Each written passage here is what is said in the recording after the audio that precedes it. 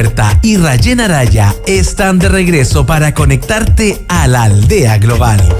92.9, La Clave me escucha. La Clave te escucha este día martes 17 de junio, no solo por la 92.9, sino que también en nuestro streaming radiolaclave.cl, y estamos con Café Amati, siempre bien acompañados. Un café tostado semanalmente en su propia casa de tueste que cuenta con diversas variedades como arábico y blends. Ingresa a cafeamati.cl y conoce todo sobre el mundo Amati, que es la cualidad de un café fresco. En Radio La Clave reciclamos junto a Bendito Residuo, porque es una empresa que cree en el cambio cultural a través del manejo de nuestros desechos. Ingresa a benditoresiduo.cl para una gestión sostenible y conciencia medioambiental. Y conciencia también sobre lo que está ocurriendo en el mundo entero, porque como todos los martes estamos con Fernando Mendoza, él es historiador, pero también abordamos la actualidad porque va a ser parte de la historia. ¿Cómo estás, Feña? Bien, ¿y ustedes qué tal? ¿Cómo bien, están? bien, te teloneó Pollo Fuente. ¿Qué hubo? ¿Ah, sí? Sí. Para que sepas, ¿viste? No cualquier teloneo. Hay un artista que abre tu conversación. No, si aquí se complementa. Espérate, ¿qué es este tríptico? Sí, sobre la mesa. Todo lo que ha recolectado de información. Apunte a mano, yo tomo apunte a Lo mano. pueden mostrar siempre. ahí, no se van a leer, pero para que la gente sepa de qué estamos hablando en nuestro streaming. Sí, Traigo apunte. computador, yo siempre Me encanta. apunte a mano. Me encanta. Sí, por computador como que no me queda. Hay cierta función, no sé, yo creo como... de escribir, está sí. comprobado que si tú escribes te queda. Sí, buena forma de estudio. Entonces, Así funciona. lo haces. Por eso lo hago. Y sobre Irán.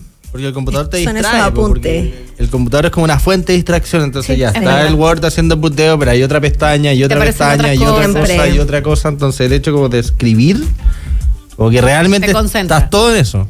Además es memoria visual.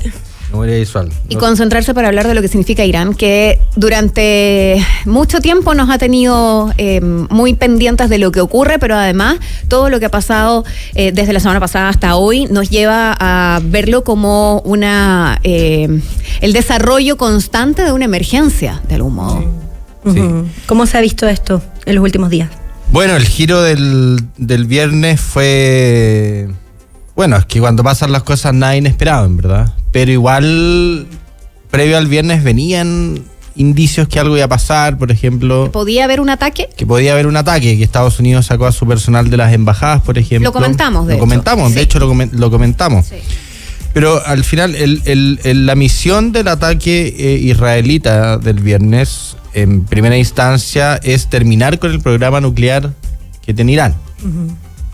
Pero, según los ataques que ocurren el viernes, van más allá de eso, porque también hay objetivos directos hacia autoridades militares, que fueron, entonces... Hace pocas horas hubo una última de una gran autoridad.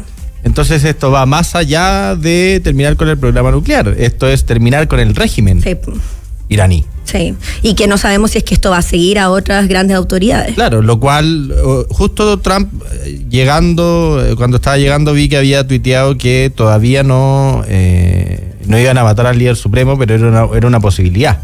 Ay, además Trump con sus tweets, con sus anuncios en Truth, de verdad que está dejando la grande. No, y al final el hecho que haya ocurrido este ataque solo le da más razones a que Irán tenga un arma nuclear. Entonces es un poco contraproducente, porque, bueno, primero partir hablando brevemente sobre la Revolución Islámica que ocurre en el año 79 y en la cual es el origen del régimen que está actualmente en el poder en Irán hace más de 40 años. La Revolución Islámica en parte también está influida por la influencia occidental que existía en Irán en el país, porque por ejemplo antes del año 79 en Irán había una monarquía, en un rey que su principal aliado era Estados Unidos. Entonces antes del año 79 el principal aliado de la región junto con Israel de Estados Unidos era Irán. Por ejemplo, en el año 50, Estados Unidos e Inglaterra derrocaron al gobierno de Irán que había nacionalizado el petróleo justamente por eso, porque la nacionalización del petróleo afectaba a los intereses de los occidentales. Uh-huh. Y como consecuencia de ese golpe, el monarca, que era el Shah en ese momento, se empodera, se pone extremadamente autocrático, se pone muy represivo. Y también otra cosa que hace el Shah es traer la cultura occidental, las películas, y eso también genera un rechazo muy grande de la población, porque para un musulmán ver a una mujer en bikini como No, claro. La publicidad de una película era algo muy fuerte. Entonces hay que también entender que... No fue progresivo quizás como en Occidente. No, y nunca. Y quizás nunca lo sea. Y quizás nunca lo sea, tal cual. Y quizás nunca lo sea. Entonces también una parte de esta revolución es justamente un rechazo a esa intervención occidental. Y además, obviamente, la idea política del régimen cambia radicalmente, porque de ser el principal aliado de Estados Unidos en la zona, el lema de la nueva revolución iraní es muerte América, muerte Israel. O sea, hay un cambio geopolítico muy importante. Y también otra cosa que hay que recordar sobre la razón de por qué Irán quiere armas nucleares, o no sé si quiere, pero por qué harían sentido, es justamente por el ataque que está ocurriendo ahora. O sea, imagínense usted el año 2002, cuando ya habían ocurrido los atentados del 11 de septiembre, Estados Unidos, en ese momento Bush era el presidente y da un discurso sobre el eje del mal. Que los países del eje del mal que supuestamente eran organizaciones terroristas que querían atentar en contra de Estados Unidos eran Irán, Irak y Corea del Norte. El eje del que mal. No tienen nada que ver con Al-Qaeda, pues, o sea, al final los atentados del 11 de septiembre los hizo Al-Qaeda y por eso se invade Afganistán, aunque termina fracasando, pero al menos hay alguna lógica de defensa. O sea, si te atacan tú puedes defender y hace sentido, algo de sentido de atacar a Afganistán si es que está albergando a Osama Bin Laden. Pero Irak no tenía nada que ver. Irán y Corea del Norte los meten todo al mismo saco. Sí. Entonces, ¿qué es lo que ocurre en 2003? Estados Unidos invade Irak. ¿Cuál es la estrategia? Cambio de régimen. Invadir Irak, sacar a Saddam Hussein, porque esa es la estrategia, cambio de régimen. Saddam Hussein no tenía armas de destrucción masiva, como Estados Unidos había argumentado la invasión. Claro. Porque recordemos que esta invasión la ONU no la permite. Y Estados Unidos da evidencia que reconoce al poco tiempo que era falsa. Las famosas ojivas. Entonces ataca a Irak. Irak no tenía armas de destrucción masiva. Saddam lo derrocan y genera una guerra civil espantosa de la cual apenas Irak se está recuperando. O sea, por ese mismo vacío de poder se genera el ISIS, después hay una crisis migratoria, o sea, hay una situación muy compleja. Entonces, desde que Estados Unidos anuncia esta enemistad, Corea del Norte empieza con su programa nuclear. Irán también desde hace un tiempo tenía un programa nuclear que, si bien dice que en ese tiempo no está activo, igual se intuía que lo está desarrollando de igual forma. Entonces, esta situación se llega a diplomáticamente a una solución en 2015, cuando Obama hace un pacto con Irán. Harto después. Pues entonces, ¿en qué consistía el pacto? Que Irán podía tener plantas nucleares, pero, o sea, podía tener enriquecer uranio, que es una de las bases de las armas nucleares, pero con un porcentaje muy mínimo que le permitiese implementar un programa energético, es decir, utilizar la energía nuclear para fines civiles. Irán tiene 90 millones de personas, un país muy grande, y como contraparte Estados Unidos iba a sacar las sanciones. 2015, y también permitía que extranjeros fuesen a Irán a comprobar que Irán realmente no estaba haciendo el arma nuclear. Y en eso habían quedado. Y eso había quedado hasta que llegó Trump la primera vez y dice: nos vamos a salir de este pacto porque Israel no puede tener un arma nuclear, que eso obviamente es el discurso que Netanyahu ha tenido desde el inicio de su carrera política. Sí. Irán no puede tener un arma nuclear, Irán hay que atacarlo directamente porque es la fuente de todo mal que hay en el Medio Oriente. También hay que recordar eso. Entonces, cuando Estados Unidos se sale, ahí Irán vuelve a enriquecer uranio con el fin de conseguir un arma, hasta que llegamos al 2025, segundo periodo de Trump, porque... Del 2015 saltamos al 2025. Había negociaciones en curso cuando Israel ataca. Porque también esto es importante tenerlo en consideración. Entonces, en abril del 2025, Estados Unidos con Irán empiezan negociaciones para, de alguna manera, revivir el pacto que había terminado con Obama, en donde Irán tenía esta capacidad de enriquecer uranio, pero a una escala muy baja. En el periodo de Biden, nada. Claro, en el periodo de Biden nada. Entonces, Estados Unidos había demostrado estar dispuesto a aceptar que Irán enriqueciera uranio, pero al poco tiempo se da vuelta y dice: no, Irán no puede bajo ninguna circunstancia enriquecer ningún tipo de uranio. Irán dijo: no, pues al final tampoco nos puedes prohibir a nosotros enriquecer uranio con fines energéticos. Claro. O sea, tampoco se puede intervenir de esa manera, pero obviamente está esta presión de Israel constante en donde bajo ninguna circunstancia Irán podía enriquecer cualquier tipo de uranio. Entonces las negociaciones estaban en curso y de hecho iba a haber una reunión el domingo, pero obviamente este ataque israelita del viernes se adelantó y con esto ya la posibilidad diplomática de llegar a un acuerdo nula, claro. es nula y solo daría más incentivos a Irán a que finalmente tenga el arma. El tema importante acá que la única forma de realmente terminar con el programa nuclear iraní es solo con la ayuda de Estados Unidos. Y además en estos conflictos bélicos, a través de todos los videos que vemos en tiempo real, que es impresionante, eso no deja de impactar, pareciera ser más simple avanzar que retroceder al minuto en el que existían esas negociaciones. No, claro. Mucho más fácil que siga avanzando como lo que vemos todos los días que está ocurriendo. Exacto, pero al final Estados Unidos, ¿qué credibilidad tiene si afirma que sabía que estos ataques iban a ocurrir desde el lunes?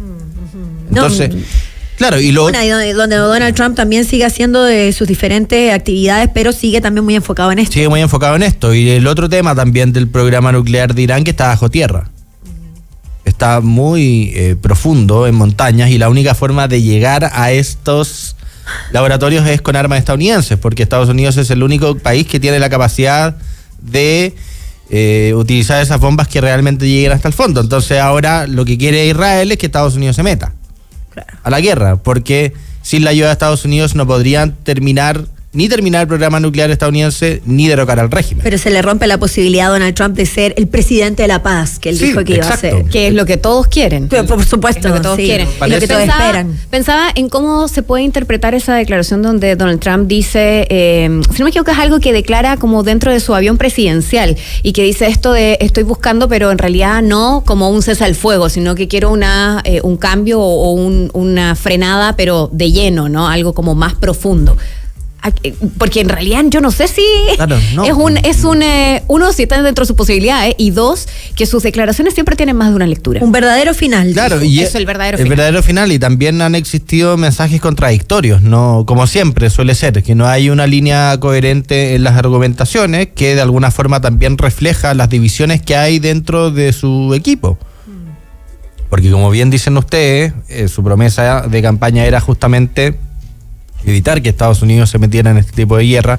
Da un discurso en Arabia Saudita hace un mes justamente diciendo esto, como las intervenciones que Estados Unidos ha hecho en Medio Oriente solo han traído como desgracia, ahora vamos a invertir, ahora vamos a cambiar el foco, pero vemos que en el último tiempo ha girado este discurso. ¿Porque lo toma de sorpresa? ¿Será todo lo que ocurrió en los últimos días?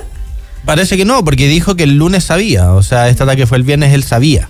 Y ahora no, porque el segundo mensaje que dio fue que mientras más Israel atacara, más iba a llevar a Irán a negociar a la mesa. Sí. Pero Irán ha dicho todo lo contrario, o sea, nosotros no vamos a negociar con una pistola en la cabeza. O sea, podemos llegar a un diálogo, pero también se tiene que recoger nuestro interés, que es tener que tener un programa civil de enriquecimiento nuclear. Pero Irán, con este ataque, cada vez las posibilidades de diálogo están más lejos. Y Trump justamente ahora tuiteó hace muy poco, cuando estaba llegando lo vi también, que buscaban como la derrota absoluta, la victoria total. Entonces eso demuestra que Estados Unidos sí podría intervenir en el conflicto. Ya se están moviendo buques hacia la zona y por ende este discurso está cambiando muy rápido, lo cual sería extremadamente preocupante de hacerlo, porque también otra especulación... Muy rápido, porque es una semana solamente. Claro, es otra semana, porque otra especulación es que Estados Unidos permitió que Israel atacara más como una trampa y después que Estados Unidos le forzara un pacto a Israel. Pero esa puede ser otra posibilidad también, porque Israel solo no va a poder. Esa es otra posibilidad. Entonces, todo recae en Estados Unidos. O bien va a unirse o esto fue una trampa de Israel para que Estados Unidos se metiera, o esto fue una trampa de Estados Unidos para joderse a Israel. De que está preocupado porque Donald Trump también había planificado irse un poco antes de la cumbre del G7, que hace su retirada y también empieza a entregar declaraciones a través de su red social Truth. Y es lo que hemos visto en las últimas horas. También Xi Jinping se ha pronunciado al respecto, dijo que está profundamente preocupado por lo que está ocurriendo. Sí, y también... Entre otros líderes mundiales, además. Claro, o sea, China está preocupado porque una parte importante de su petróleo viene de Irán. Claro, y el tema del petróleo subió de inmediato cuando estalla. Ya a China le afectaría mucho una escalada del conflicto, porque también... Al mundo entero. Al mundo entero, pero sobre todo China, que depende más del petróleo. Estados Unidos es el mayor productor del mundo, entonces quizás no le afectaría tanto un alza, pero China sí depende mucho del petróleo iraní, entonces sería una situación compleja. Y Putin también está la posibilidad de que Putin entre a mediación, y cómo esto se podría también ligar con el tema de Ucrania y Rusia, que también ahora sigue vigente. No, sigue totalmente vigente. Entonces, si Putin tiene alguna capacidad de interceder ante algún tipo de consenso, pero finalmente, como Israel solo va a aceptar la eliminación o sea, las dos partes, no hay todavía un punto de acuerdo, porque Israel no quiere aceptar ningún tipo de enriquecimiento de uranio, pero Irán dicen, nosotros igual tenemos derecho a tener un programa con fines civiles. Entonces, justamente este ataque solo le daría incentivo a Irán a tener la bomba, porque justamente sería la forma de defenderse ante una escalada bélica. Sí, cuando hablamos de eso son palabras mayores, así que no deja de preocupar. Vamos a estar atentos a lo que ocurra de aquí a una semana más, Feña, pero de todas maneras cada una de las declaraciones que entrega Benjamin Netanyahu, que lo hemos visto muy activo también, y el mismo Donald Trump llama muchísimo la atención en el mundo entero. A mí de verdad no deja de impresionarme estos videos en tiempo real que uno puede ver en distintos medios y que duele muchísimo. Y el otro tema es que también Israel tiene un programa nuclear, tiene armas nucleares, pero que las obtuvo de manera clandestina, que jamás han sido chequeadas por nadie. Entonces, igual Israel podría decir, oye, ¿por qué yo no saco mis armas nucleares y Irán tampoco las saca? Pero claro, Israel jamás lo va a hacer. Sí. Y eso es otro riesgo también, que en una situación de desesperación Israel use armas nucleares. Por supuesto. Y Pakistán nos va todo de las manos. Y Pakistán dijo que si Irán es atacado por Israel nuclearmente, Pakistán le va a atacar a Israel con armas nucleares.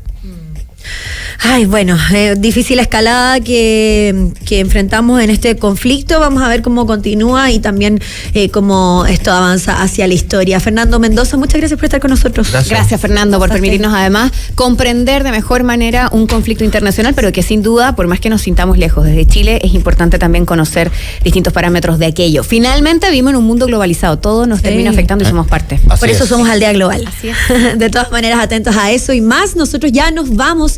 Viene Metrópolis Central en medio de una franja presidencial de cara a las primarias que son el 29 de junio.